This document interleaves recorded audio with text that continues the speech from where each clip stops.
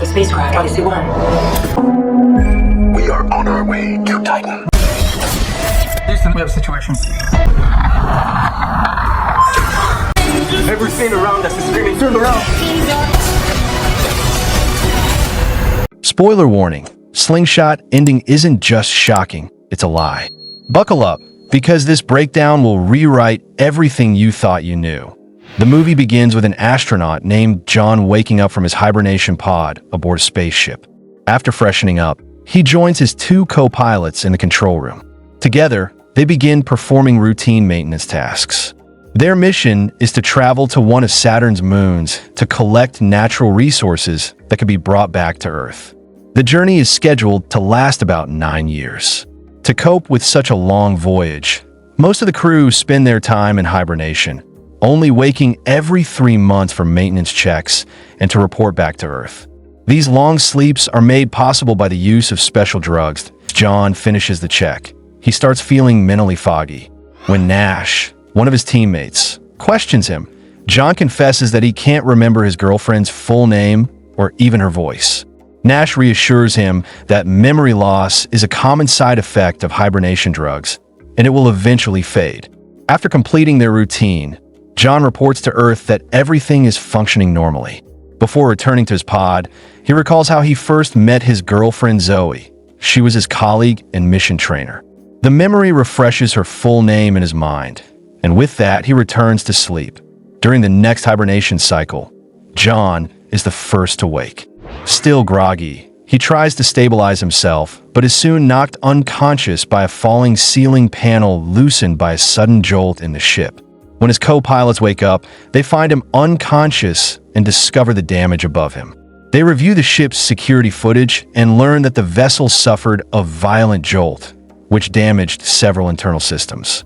They try to assess the extent of the damage using the ship's computer, but it offers no clear diagnostics. This makes Nash increasingly paranoid.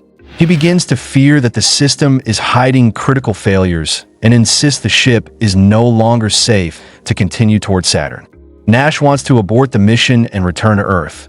When John regains consciousness, Nash warns him again about the dangers of proceeding.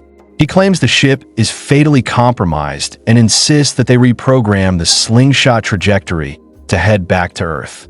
Though hesitant, John agrees to investigate. If Nash is right, he'll help him. During their next scheduled wake-up, Nash is in a state of panic, certain they're doomed. John tries to calm him and begins thoroughly inspecting the ship. According to John, there's no reason serious enough to cancel the mission. But before they can finish their discussion, Captain Frank, who wasn't scheduled to wake up yet, suddenly appears. He tells them he overheard their kitchen conversation during the last wake cycle and chose to wake early as well. Frank firmly disagrees with Nash's assessment and insists there's nothing wrong with the ship. John sides with him, and Frank promises that if a real problem arises, he will personally turn the ship around. Meanwhile, Nash's paranoia worsens, and even John begins experiencing hallucinations. He imagines that Zoey is on board with him. In one such episode, John finds himself once again under the ceiling panel that had injured him earlier. Driven by curiosity and Nash's warnings, he opens the panel and finds sparking wires inside. Before he can fix anything, a violent malfunction rips open part of the ship, and John is sucked towards space. However, just as he's pulled outside, he wakes up. Everything is a hallucination. Later, during another cycle, the crew prepares to adjust their slingshot trajectory. Nash again protests, fearing something terrible will happen, but Frank and John proceed anyway. The ship is shaken by a massive jolt. Alarms go off, and overload warnings flash. Frank refuses to abort and continues with the mission. Surprisingly, the maneuver is successful, and they safely change course. They celebrate the milestone, and for the next several days, the crew remains awake to monitor their new path. John tries to stay occupied, but his mental health is deteriorating. He keeps hallucinating Zoey. Frank attempts to reassure John that Zoey is not on board. Meanwhile, Nash's condition worsens. He tells John he has forgotten his parents' names and can't even recognize their faces. John attributes it to the hibernation drugs, But Nash insists that something truly wrong is happening. At this point, Captain Frank calls them to the control room, revealing that their navigation calculations were flawed. Nash helps fix them and identifies the problem. The low-level command reactor is failing, causing all the issues. John's mental condition continues to unravel. Frank, fearing mutiny, pulls out a gun and forces both of them to return to their pods. On the way, John sees Frank violently attacking Nash and pushing him onto John's hibernation pod. John is then forced into hibernation. When he wakes again, he's disoriented and asks Frank about Nash. Frank claims Nash became unstable and had to be locked in a pod. John resumes his duties, but soon his arm turns blue, then blackens and bursts, only to realize it was another hallucination. His arm is fine, still haunted by Zoey's presence. John confronts Frank, who finally reveals the devastating truth. Zoey was never his girlfriend. She was assigned as John's trainer to evaluate his psychological readiness for the mission. This shatters John. Furious, he accuses Frank of meddling in his personal life and storms out to return to his work.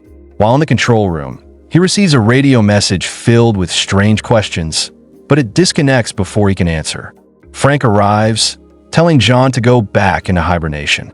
John refuses and locks Frank in the room, demanding to see Nash before going to sleep again. Frank warns him not to disturb Nash's cycle, but John is done listening. When Frank points a gun at him, John fights back, breaks Frank's nose, and knocks him unconscious.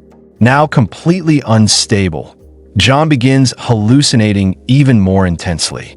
In his frenzy, he searches the ship's surveillance for Nash, but before he can find anything, Frank reappears. A brutal fight ensues, and John ends up killing Frank. Returning to the control panel, John contacts the AI and asks for information about the crew. To his shock, the AI reveals that John is the only person on board. He then learns his full name, John Frank Nash. The entire time, Nash and Frank were figments of his imagination. Broken, John contacts Zoey, who explains everything. Due to a malfunction, he had been given an overdose of hibernation drugs, which triggered prolonged hallucinations. Even more shocking, John wasn't on a spaceship at all. He was in an underground simulation facility designed to mimic space travel and study the effects of hibernation drugs. Zoey explains that what he believed to be the ship's shake and damage was caused by an earthquake. The tremor broke communications, preventing them from alerting John about the overdose. Now the experiment has ended, and she guides him toward an exit. As he opens the final door to leave, another hallucinated version of Frank tries to stop him. Believing it's not real, John steps outside, only to see a broken facility filled with mechanical equipment. Zoey urges him through his headset to trust her and keep going. However, as John reaches a sealed door, he realizes something terrifying. He's still hallucinating. In a twist ending, it's revealed that John is indeed aboard a real spaceship, not in a facility simulation. The entire experience, his mission, his crewmates, Zoey, and even the escape attempt, was a complex blend of truth and delusion. The movie ends on this unsettling note, leaving us questioning what was real and what was all in John's mind. The ending of Slingshot tricks you into believing John is trapped in a deep space hallucination experiment. But here's the twist. That was a hallucination too. Everything you thought was real, Zoey, the facility, the mission training underground, it was all part of John's deteriorating mind caused by an overdose of hibernation drugs. The final moment, when he thinks he's escaping the simulation, only to find himself still aboard the real spaceship, confirms the truth. He was in space the entire time. The so-called training facility was just another layer of delusion. That's right, Slingshot doesn't just end with a twist. It ends with a lie, and your perception of reality is the real casualty. Think you could survive Slingshot World? Tag a friend who'd fail miserably. Don't forget to subscribe, unless you're scared of the truth.